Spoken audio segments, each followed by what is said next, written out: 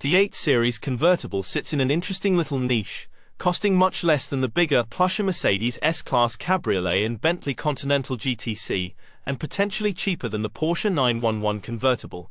Just don't expect the same level of driver involvement that you get from the 911, or the same luxurious interior or wafty ride as the S-Class or Continental.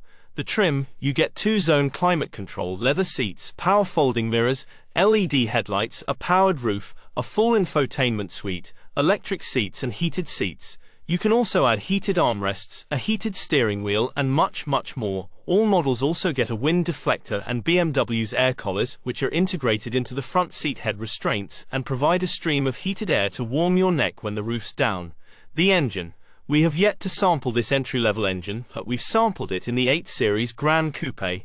Compared with the M850i, you have to work it harder to find its absolute turn of pace. Still, in a sporty car, revving the engine is all part of the fun.